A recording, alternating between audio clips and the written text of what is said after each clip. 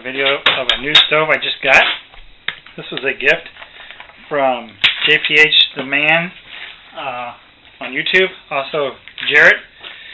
He put together one of his newest stoves here and sent me it as a gift for doing some tests on his last stove, which he didn't ask me to do any tests on, and I just did it, and he didn't ask me to do any tests on this stove either, but I just love testing stoves, so I'm doing it anyway. It has initials in it, Digitizer 101, which is kind of exciting to me. Actually, I'm going to step back and see if that's visible even. So that's kind of exciting to me to see that when it came in the mail. This stove is a 3-part stove in that the liner screws out. Sorry, my hands are wet. I'm working on dishes over here on the side. So the liner screws out, leaving a base, overflow spot. Legs can go in here. This can go in to make a 2-wall with jets on it, which is my first test I'm going to do. Can also screw in backwards to create a different effect. But we're going to start off with this one just to do a test.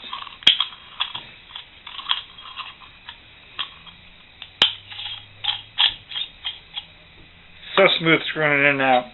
Now this comes with a top surface that you can cook on.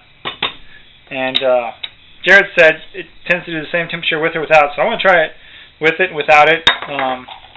Put the legs in here if you want to do it without it. I'm going to try that next, but first I'm going to try it with the top on there. Because I've never had a stove that used the top like this. I just want to see what and how it works. It's a very interesting idea.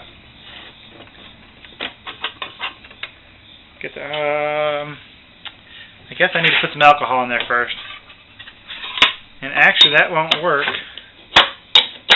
like that because that would completely cover up the jets. So in this form I would have to use the legs. I'm sorry. So to use that top, I'm going to have to go like this. Well, if I just... Yeah, sorry, my hands tend to be a little slippery. I've been washing dishes and my hands have been getting a little slippery. Okay, now that would go on like that. But before we can do that, we got to put some fuel in there.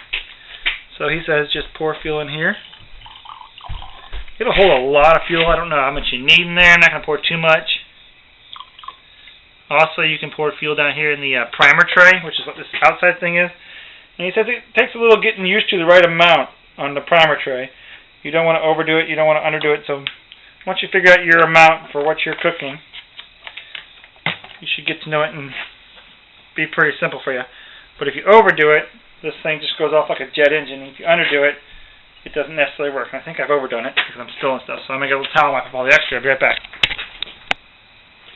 Alright, we're going again. Clean up my mess. I put a little bit back in there. And I'm going to set this on here. And I'll bet you anything I left my lighter over here. Right back. Alright, I'm going to light this up. See if I have the right amount of fuel in here to get this thing going.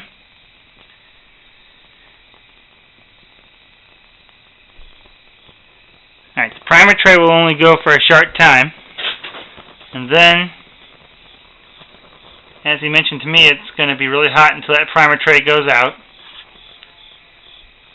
And it's just getting the right amount in the primer tray.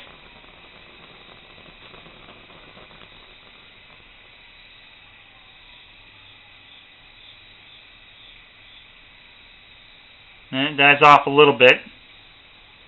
And then it gets leveled off. And I don't know if you can see it from where you're at, but it's got a pretty decent flame underneath of it right now. I'm going to try and adjust the camera so you can see that flame.